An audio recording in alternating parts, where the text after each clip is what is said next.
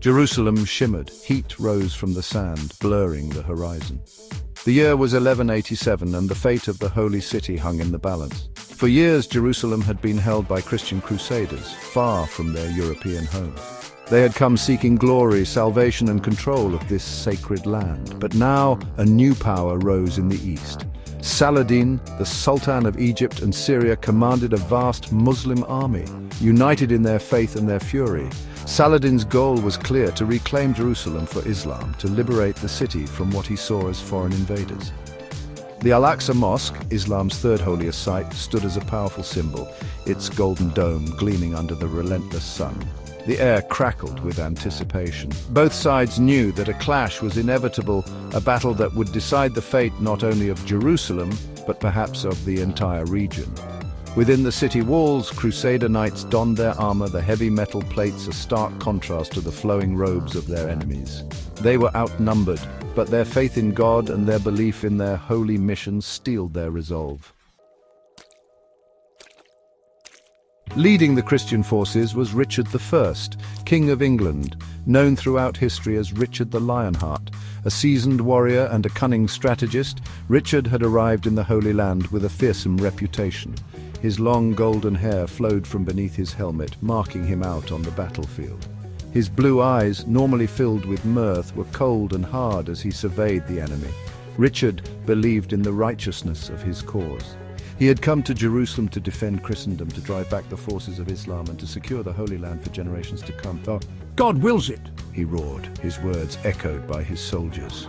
The knights, inspired by their king's fervor, tightened their grips on their swords, their faces grim beneath their helmets. They were ready to lay down their lives for their faith, for their king, and for the glory of Jerusalem. The tension was palpable, a living thing that pulsed with every beat of the war drums. Opposite the Crusader lines stood Saladin, a man of quiet strength and unwavering faith. Unlike many rulers of his time, Saladin was known for his chivalry and his mercy. He was a devout Muslim, a scholar, and a brilliant military leader who commanded the respect of his enemies as well as his own men. Saladin watched the Crusader army from afar, his dark eyes narrowed. He knew Richard the Lionheart to be a formidable foe, a warrior who would fight with unmatched ferocity. But Saladin also knew the land. He knew the scorching heat that would sap the strength of men and horses alike. And he knew the hearts of his soldiers, men who were fighting for their homes, their families, and their faith. We fight for Allah, we fight for Jerusalem, for the faithful who have prayed in the Al-Aqsa Mosque for generations.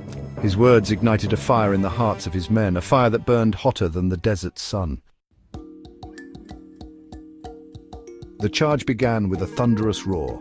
The Crusader knights, heavy in their armor, crashed into the Muslim lines like a battering ram. The clang of steel on steel filled the air, a deafening symphony of war.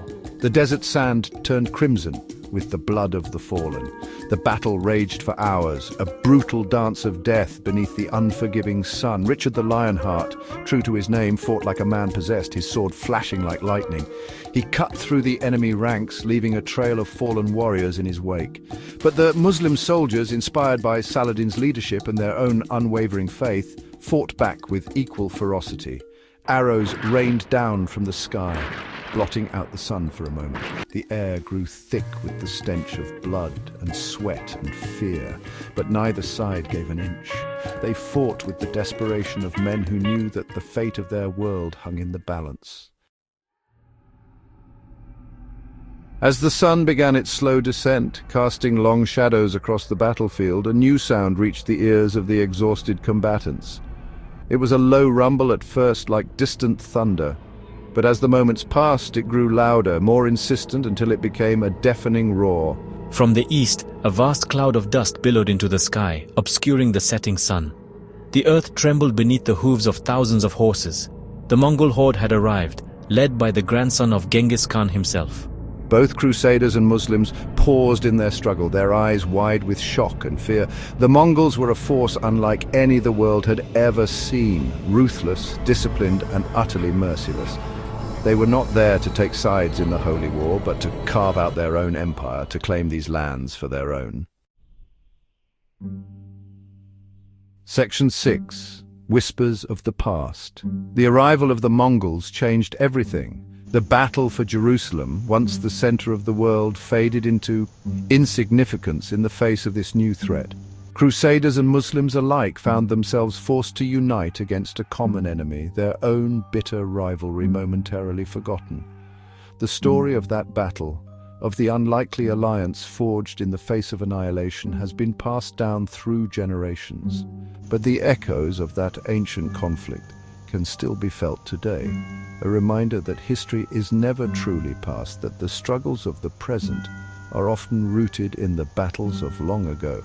The deserts and cities of the Middle East have witnessed centuries of conflict, of empires rising and falling, of faiths clashing and sometimes finding common ground. And through it all, the spirit of resistance, the unwavering belief in a better future, has endured. Section 7. Gaza's unshaken spirit. Today, the spirit of resistance burns brightly in the hearts of the Palestinian people, particularly in the besieged Gaza Strip. Like their ancestors who faced Crusader knights and Mongol hordes, the Palestinians of Gaza face seemingly insurmountable odds. Yet, their spirit remains unbroken, their determination to achieve justice and self-determination unyielding. The world watches, often in horror, as bombs rain down on Gaza, reducing homes to rubble and claiming the lives of innocent civilians, including countless children. But amidst the destruction and despair, there is also hope, a fierce determination to survive, to resist, and to rebuild. Gaza, like Jerusalem before it, has become a symbol, a focal point for the struggle for justice and human dignity. The Palestinians of Gaza are not fighting for religious dominance or territorial conquest. They are fighting for the fundamental right to exist, to live in peace and security on their own land. The spirit of our ancestors lives on in us. We fight not for conquest, but for our right to exist, to live in peace on our own land. Section 8. Echoes of resistance. The tactics may have changed, but the underlying spirit of resistance echoes the courage of those who fought centuries ago. The Palestinians of Gaza have shown remarkable resilience in the face of overwhelming military might, using their ingenuity and courage to resist the occupation. They have dug tunnels to bypass blockades, launched rockets to break the siege, and most importantly, they have never given up hope. They have faced down tanks with stones, confronted drones with their bare hands, and met bullets with their unwavering belief in the righteousness of their cause. Theirs is a struggle for basic human rights, for the right to live in dignity, to raise their children in peace, and to have a future free from fear and oppression. Theirs is a struggle that resonates with all who have ever yearned for freedom, for justice, and for a better world. Section 9. A legacy unbroken. The story of Gaza, like the story of Jerusalem, is a story of resilience, of the enduring human spirit that refuses to be broken, even in the face of overwhelming adversity. It is a story that reminds us that the past is never truly past, that the echoes of ancient battles can still be heard in the struggles of today. It is a story that calls upon each of us to stand on the side of justice, to raise our voices against oppression, and to work towards a future where all people, regardless of their faith, ethnicity, or nationality, can live together in peace and dignity. The legacy of resistance, passed down through generations, continues to inspire, reminding us that even in the darkest of times, the human spirit can overcome seemingly insurmountable obstacles.